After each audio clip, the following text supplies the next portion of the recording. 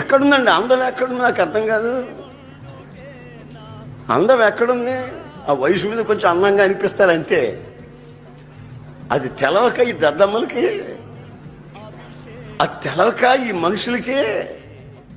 అబ్బో, ఒక్కొక్కడు దేవదాసు అయిపోతాడు.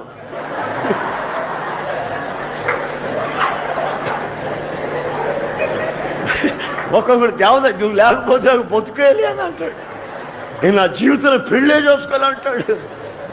తెలివి తక్కువడు.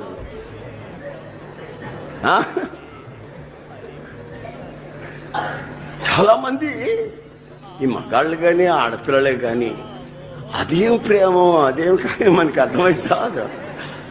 ఇక బతుకెళ్ళేదన్నట్టు, లోకమే లేదన్నట్టు, ప్రపంచమే లేదన్నట్టు వెచ్చల విడిగా మనసు కోరుకున్నట్లు, శరీరం ఆశించినట్లు దరిద్రపు బ్రతుకులకి తెగించేస్తారు, తుచ్చమైన అభిలాషలకి. అయితే బైబిల్ అంటుంది, నీవు చంద్రబింబమంతా అందాన్ని సంపాదించాలి.